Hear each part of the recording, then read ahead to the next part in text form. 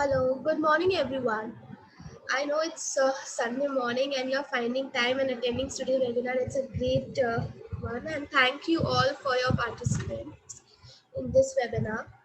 First of all, I want to introduce mytrustedtutor.com. It's a marketplace for all kind of academicians, professionals, where we help teachers as well as many professionals as well. Our mission is to make quality education available easily and affordable to all. Today, our speaker is Ajay Jain, sir. He is the CEO and founder of Genic Olympiad, world's first Olympiad of value system in wellness. He tells science and math skill will help a section of students in building a successful career, but value system. Health and wellness skills are needed by every student to build a successful life. He further believed that teaching children well-being and value system skills is the best way to ensure that the future generation flourish. Thank you, Ajay Sen, sir, for finding time and preparing for today's webinar. And one more announcement I want to make that at the end of the session, I will be sharing a feedback form which is compulsory for 1 to 12. Over to you, sir. Yeah, hi. Thank you, Radhika. Uh, so, good morning, everyone, and we are here to discuss on value system health and wellness, which I believe that it is one of the most important things every individual, every human being, and especially students should be skilled in. And unfortunately, India is globally it is a very difficult situation because of COVID-19. And yesterday we made a I think record which we should not have in terms of largest cases in a day. And last week had been very difficult, where more than 5 lakh cases have come in India for COVID-19, and it has created, I think, a disaster, a crisis across the globe. There are people who have been affected, and we pray that they get well soon. And then there are people who have not been affected directly, but indirectly everyone. It has created a lot of stress. It has impacted economically people. So I think everyone has been impacted, and it is an unprecedented situation. So yes, it is a crisis, but I wanted to understand whether COVID-19 has any positives. So I would love to have participation from you to make it an interesting session. So I'm looking to understand from you whether COVID-19 has given any positive to you personally, in your family, for you, for your kids, for your students. Do you think COVID-19 has given us any positives? Anyone can answer, please.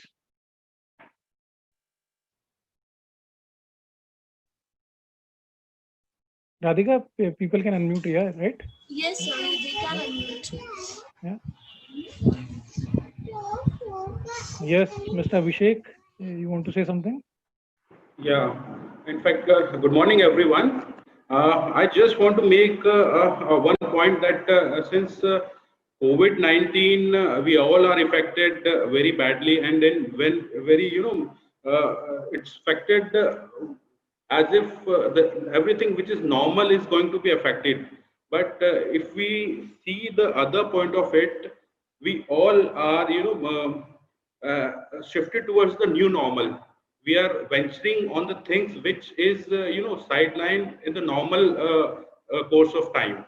Even if you talk about at the personal level also, we have a time to think on our personal level and indulge in the activity which is as of now is not taken into consideration, just like our personal hobbies, you can say, spending time with your kids, with your parents, and even for that matter uh, your interaction and the relationship which is developed to manifold with grandchildren and grandparents. So I think if we see on that particular lines, these are having a positive effect as well.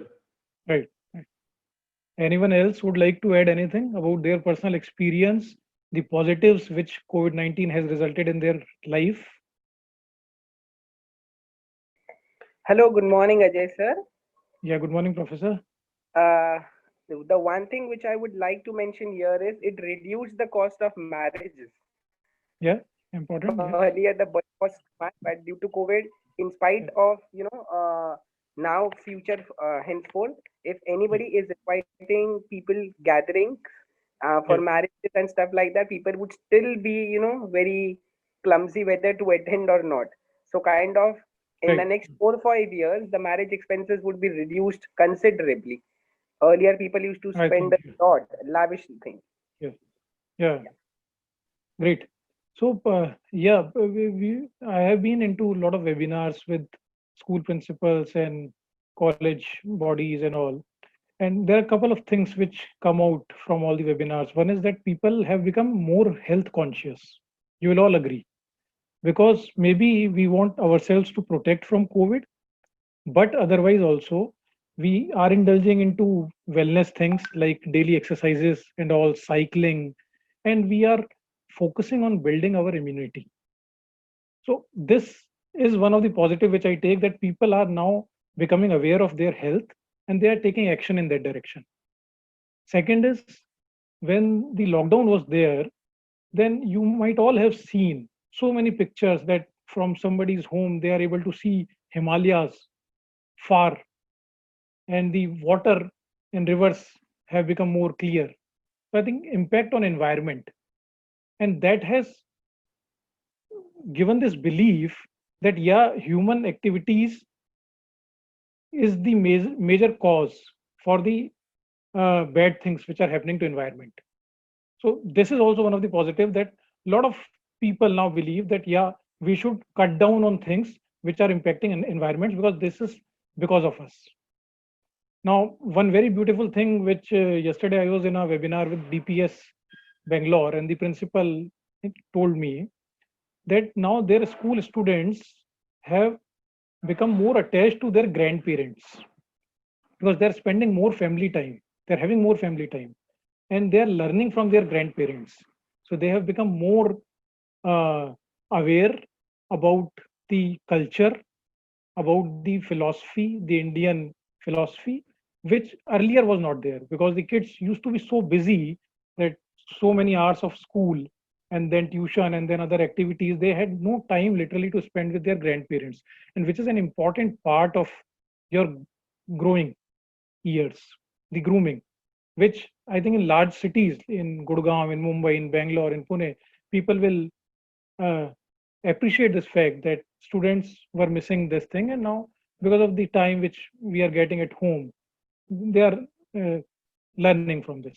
So all these things, whether it is health of an individual or health of the environment or the value system which the students, the younger generation is able to get at home because of the quality family time, all these things is what our topic is today: value system, health, and wellness.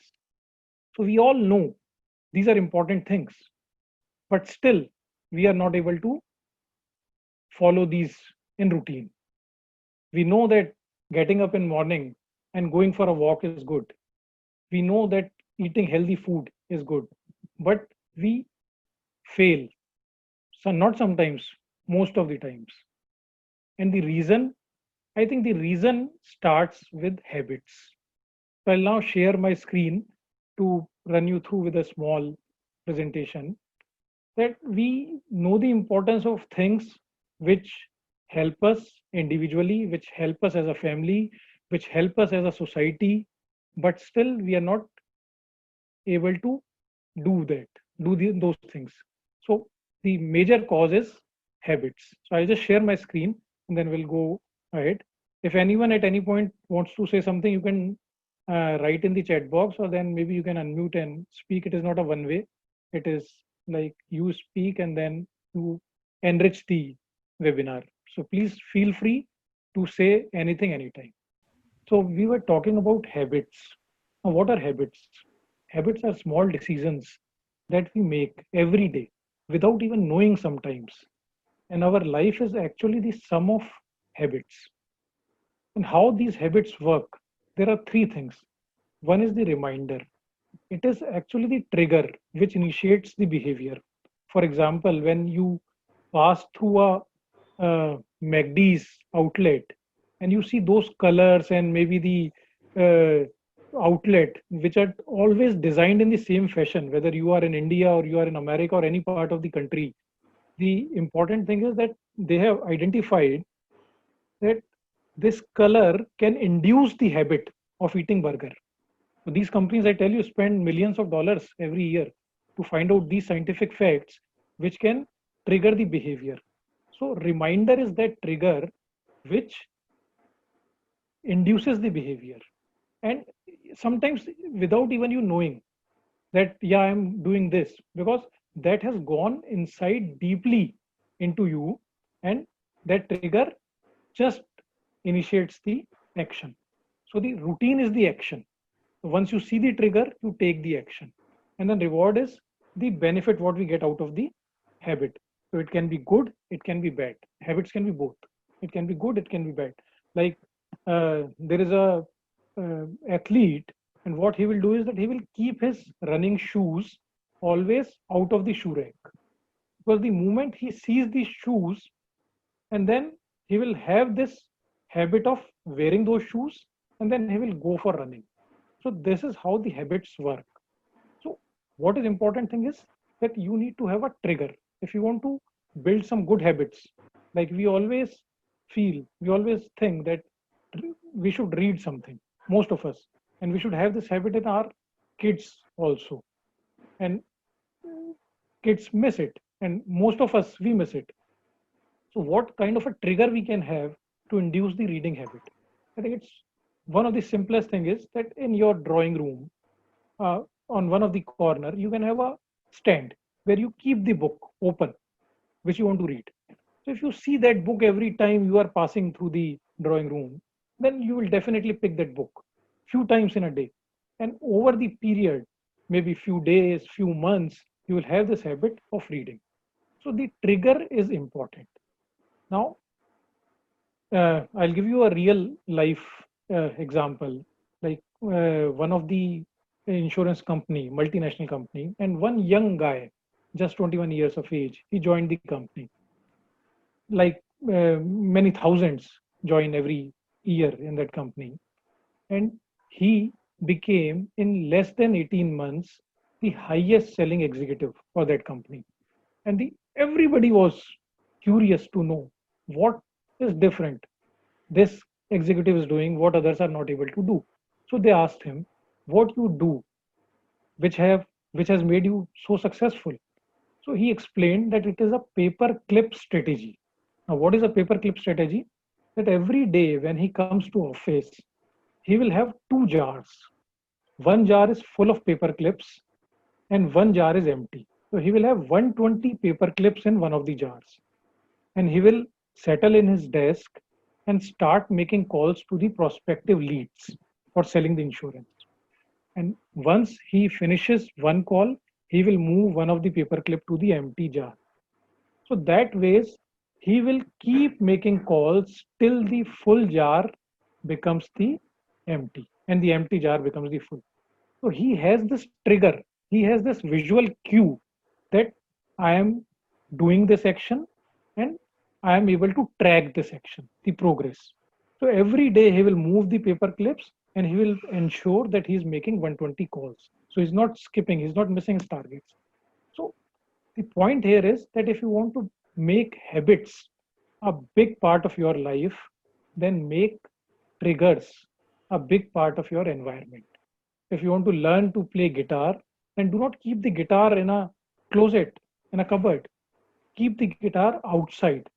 And once you see that when the guitar becomes part of your environment, that becomes your trigger. And then you will definitely pick that guitar a few times a day to play it. And over the period, again, it will become your habit. So the important takeaway today for habits is that you should have some trigger, visual trigger, and that will give you a trigger to start the behavior, and the visual cue can also become important to track progress of the behavior. So this is about habits, which are very, very important to induce behavior, which are good for us, related to health, related to job, related to whatever.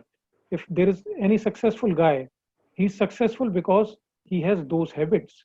And if there is an extremely healthy guy, we all know Akshay Kumar from Bollywood, and he has time and again told that he gets up early in the morning, he spends so many hours in gym in doing physical exercises, and we all know these are good things, but we are not able to do those things because we do not have that habit. So, and the the good part about habits is that you can build these at any age. It is not that we say that if you are young you can build this habit. No, the science, if you understand, the science is 3 hours, that you have a reminder, you have a routine, and you have a reward. So if you have these 3 hours, you can develop at any age, and you can benefit in your life. So now from habits, we'll move to, now you have good habits. Now the other important thing is time management. You know what has to be done, but then you have to divide your day in such a fashion that you have time for those activities which you want to do. You have time for your well-being, you have time for your professional activities, you have time for your family time. So all these things require time management. And for that time management, some of you might have seen this Eisenhower matrix.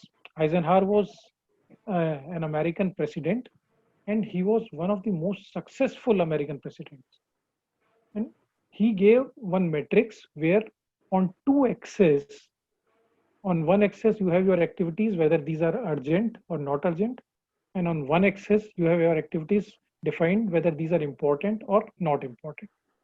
So based on these two axes, you get four possibilities. What are the four possibilities? That there is a task which is urgent and important.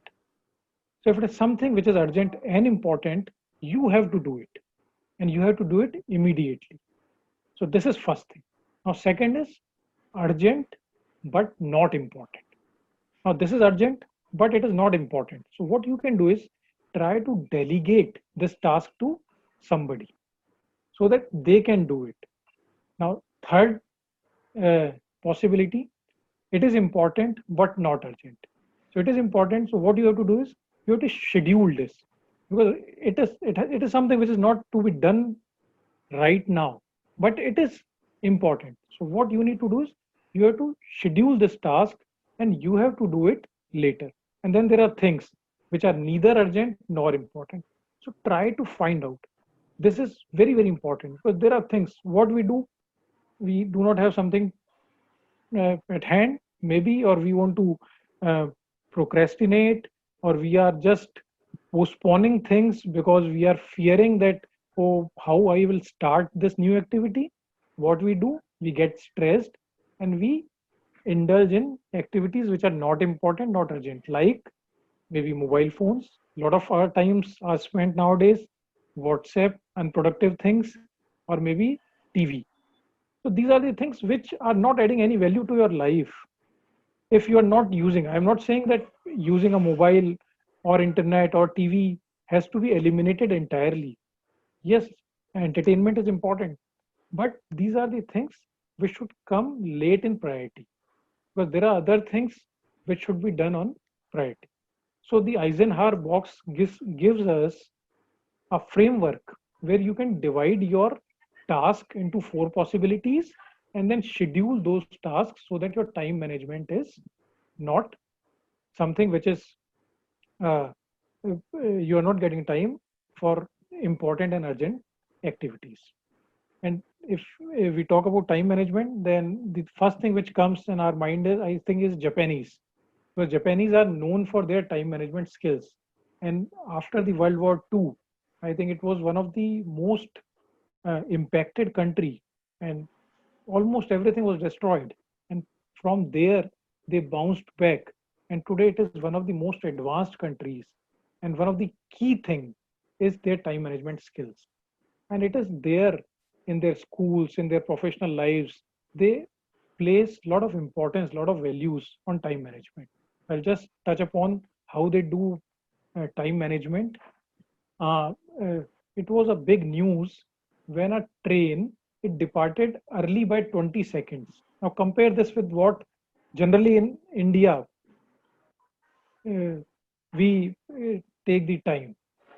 I think we do not give this much importance to time, and we take it for granted. If, say, the session is at 12, I think entry by 12:10, 12:15, or sometimes by 12:30 is okay. We think, oh, it's okay, 15 minutes session is gone. But in Japan, 20 seconds, see the importance they are giving to time.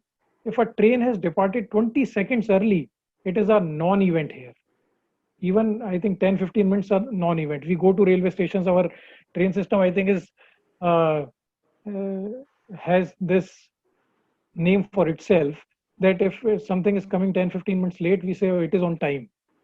And there, if it is 1 minute late, they will make announcement that the train will be running 1 minute late. So this is the difference what we have and what they have, and this has resulted in bringing the country from nowhere to one of the developed countries in the world. So I think time management is one of the key skills everyone should follow. And how to stay punctual, what they do, I think one of the thing they do is that they try to reach 10 minutes earlier. So if the time is 11, they will reach by 10:50, so that they are never late. And it is part of their culture. So one of the important things to learn from Japan. So please feel free to interrupt if there is anything which you want to discuss or some any at any point. So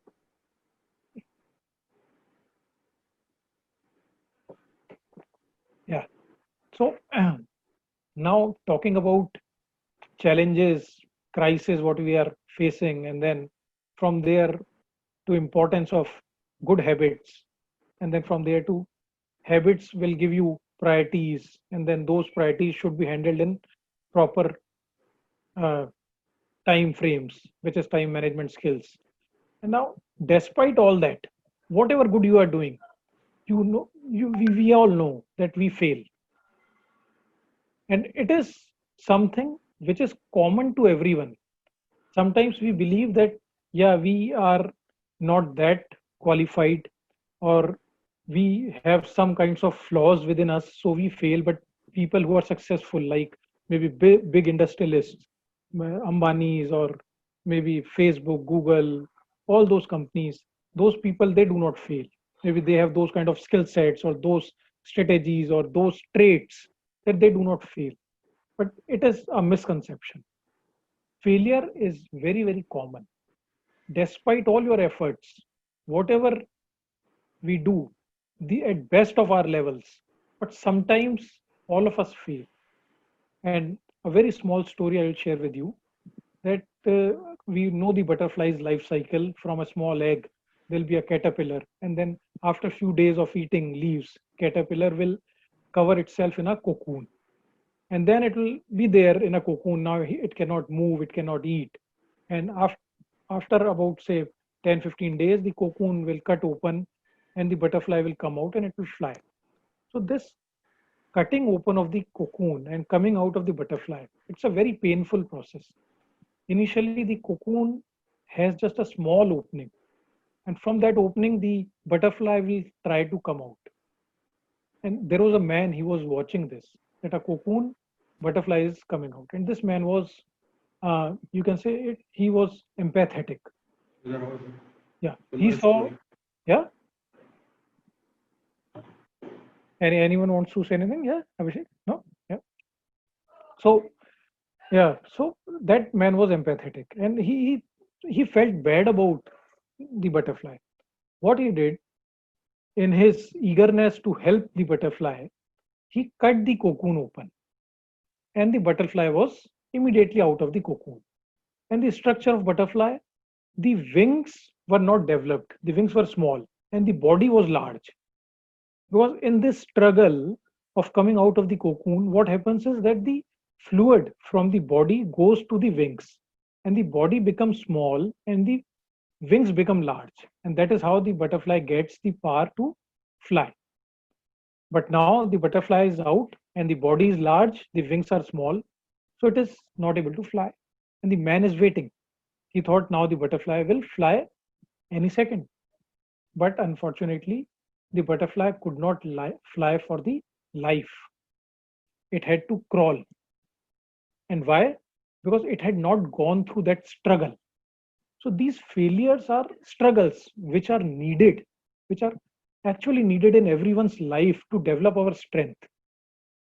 And life without obstacles and struggles would cripple us like this butterfly, and we may not be able to progress to that level where we could achieve. So we can fly, we can become strong with these struggles. So these failures should not be seen as that we should not become disheartened, that no, I cannot do. We should not start doubting our capabilities, that this, I have failed here, I have failed there, and now I think I'll not be able to do this. Because I'm telling you, these all people who are most successful, they achieved their greatest success just after their greatest failures. And there are so many examples in history. You can see whether it is Abraham Lincoln. We all have read about Abraham Lincoln, how he failed at different points in his life and then went on to become one of the greatest presidents of America. Then maybe Michael Jordan, the greatest basketball player, and he was not even selected for his college team to play basketball. And then he kept setting targets for him, that now I have to be selected into this team, then from that team to that team, and then he went on to become one of the greatest players in basketball. So this is about failures, that from failures we learn and then we try. So what we can do with failures is that you have to learn to remain calm, because when we fail, that time the feelings are very intense, and those feelings need support, need time to subside.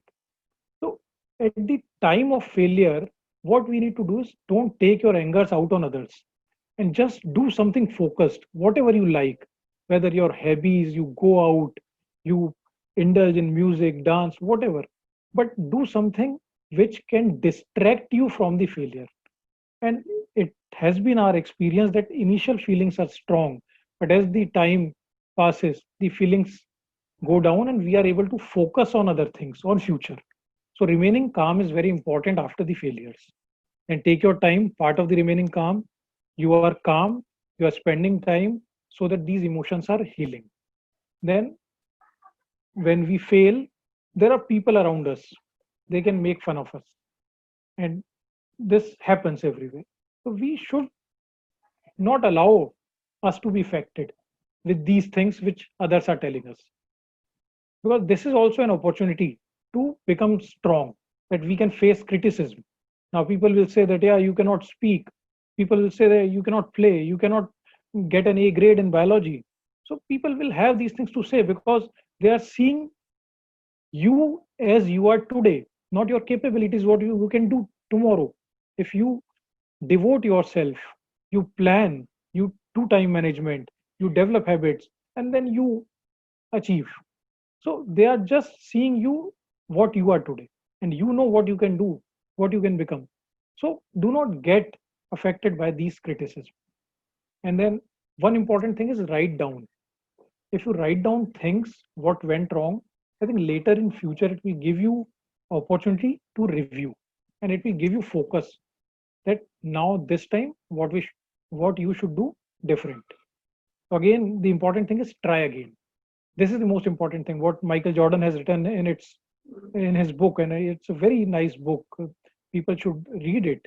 And he has written that what Winston Churchill has also written. You might be seeing on your screen right now, the famous UK Prime Minister, and he failed multiple times. He never won any public office election until he became the Prime Minister at the age of 62. And if he had not kept trying, could he become the Prime Minister at 62? Maybe at 30, maybe at 28, maybe at 25, maybe at 50 nowadays. Students feel, oh no, I cannot do this. And unfortunate events of students committing suicide despite getting 80 odd percentage, that no, I wanted 90 percentage, because they feel that no, it's a failure. A failure is nothing, it is just a stepping stone. You have to try again and then you will get your success. That's what Winston Churchill has said, and beautifully written, the thing that never given, never given, never, never, never, never, in nothing. large, great, small, petty, never give in, never give up. So this is the way you can translate a failure into a success. So now from this, I move on to critical thinking.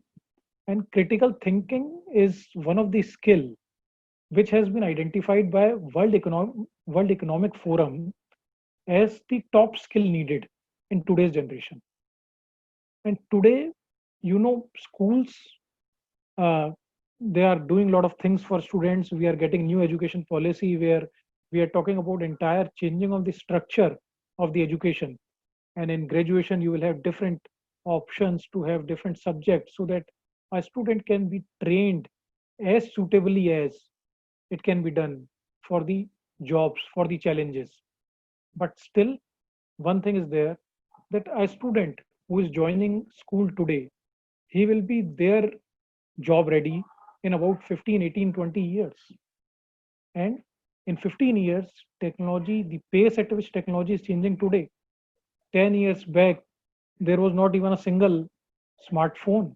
10, 12 years back. And today, everyone is on smartphone. And maybe 10 years down the line, there'll be no hardwares. We'll just have a glass and we will be able to project everything on any screen. So there'll be a lot of changes. It is happening. So these students who are there and learning maybe some coding, some technology today, will these technologies be relevant 15 years down the line? No one can assure you, not even companies which are working in technologies. So what is important that we train these students, we train the young generation in thinking and problem solving so that whatever comes their way, whether they are trained in one technology and when they need to be upgraded to another technology, they know that, yeah, I can do this. I have the thinking skills, I have the problem solving skills, I have the persistence needed to learn a new skill. So these are the things which are part of value system, which should be given to every student at every level, whether it is school or digital platforms like we are doing with International Olympiad, or at the society level or at the family level. So we should give opportunities to students to have critical thinking, problem solving, and persistence. These are very important skills. So one very interesting question I have and would like you to answer uh, based on your critical thinking skills. And this is that there are six apples in a basket, and six people, they are each taking one of the apple. But still, there is one apple left in the basket. How it is possible? So one of the possibilities and the answer to this question is that one of the guy, he has taken the apple with the basket. So the apple is still there in the basket and he has taken the basket with the apple. Possible? Yeah. Yeah, absolutely possible. Yeah. So all six have one apple each, but one of the guy has basket also with the apple. So the basket still has one apple left, and or all the conditions are satisfied. So this is just one interesting puzzle about critical thinking. So what is critical thinking? Critical thinking has three aspects. One is that you have to explore ideas, get as many as possible. When you are trying to solve a problem, just do not be rigid, do not be fixed. Even if you are getting any vague idea, which may not be related to all, but get that idea. At least get that idea in the first phase to be discussed. So you have to have all the assumptions, all the ideas, all explorations. Then second part is you have to then evaluate these ideas at what fits best for the solution. So every idea you see the pros and cons, the positives and negatives of that idea. And from there, you can draw the conclusion. Yeah, I have this problem. I have these possibilities. Out of these possibilities, these are the options against every possibility. And now I am able to see that this is something which will be the best solution for this problem. So this is critical thinking. Critical thinking is giving students this opportunity, this habit of always asking questions. If you give them a solution, let them ask a question. You are doing it this way, why not that way? So this is how they will develop this mindset, this frame that, yeah, for any problem, there can be multiple solutions. So we call it RED. So RED is you are recognizing assumptions, you are evaluating things, and then you are drawing conclusions. So I I really uh, feel and I really believe that this is one of the skills which should be there in every student of today, so that whatever challenges they face in future, the COVID-19 is a big crisis, big challenge, and no one knows whether it is the last. So even in terms of health and wellness, there may be challenges in future, and definitely in terms of career and life, there are always. And the way technology is changing, the today's generation will have more challenges than what we had in our time. So they should have this skill, critical thinking and problem solving, which can make them ready to face these challenges successfully. So now, okay, one more puzzle I have, and in this, there is a chief of detective. I'm reading the puzzle. You can also read on your screen that a chief of detective, he wanted to hire one candidate, and he had three candidates who were selected for the position. So what he did to test, because he is hiring for the position of a detective, so detective has to be trained in thinking and reasoning. So what he did is that he told each one of the three members that he will either put a black dot or a red dot on their forehead. Here, a black dot or a red dot. And the condition is that at least one of the candidate will have a black dot on his forehead. So he blindfolded all the three candidates, so they are not able to see what mark they are going to have or what mark other persons are going to have. Then he went ahead and placed a black dot on all the three candidates. So I'll just repeat once again. So the chief, what he's doing is that he has told everyone that he will be placing one red dot or one black dot on their forehead. And the condition is that there will be at least one black dot, at least one black dot. Now he blindfolded everyone, and he has put all three black dots. So now we know that he has put all three black dots. Now he opened the fold, and he asked the three students, he asked the three candidates that now tell me which dot you have on your forehead. So all three, they took some time. They are thinking, they cannot see their dot, they can see the other person's dot. So they are taking time. And suddenly one guy, he jumped and he said, I have a black dot. Now, how did he arrive at the conclusion? Again, a difficult question in critical thinking, but I would like you to take assumptions, gather possibilities, take some time, and draw some conclusion. So, question is clear to you? I think it is. So the logic is here. So what he's saying is that if I see two red marks, now what are the possibilities? See, he's only able to see the other two guys. So if he's able to see both the red marks, then he will know that I have a black mark, because there is at least one black mark. So this is one. Now second is, if I see one red and one black, and the one with the black mark is not jumping and saying his is black, because if this guy has a red mark and the other guy is able to see two red, so he will say, yeah, I have a black. So if he's not saying I have a black, that means he's also facing the dilemma. He's seeing a red and a black. So I can say I have a black mark. And both these candidates are smart, so they are in this dilemma. So that means they are also not able to figure out that I have a black or I have a red. So the situation is that I have a black mark. You are able to understand?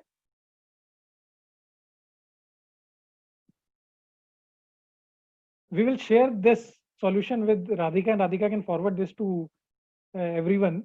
So you can take your time to understand. It's a beautiful puzzle with great logic. So the point what I want to make is that we should develop thinking skills. It should not be rote what we do in schools today.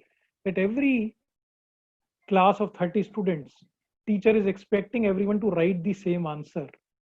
It is not helping kids develop the skills of thinking. You teach them, you make them learn the lesson, but when it comes to expressing themselves, what they need to do is they need to apply their thinking skills. So that is the point I want to make, that give kids space to think. It is very important to make them ready for their future career. Okay. So now from critical thinking, now I think we are running short of time. Still, there are so many things to discuss. So I'll try to sum up quickly. So we discussed few aspects of value system skills which we should have. Now I'll take the discussion to health and wellness. And in this, blue zones. Blue zones is something which is a different concept altogether. On the entire planet, there are 4 blue zones. And what are these 4 blue zones?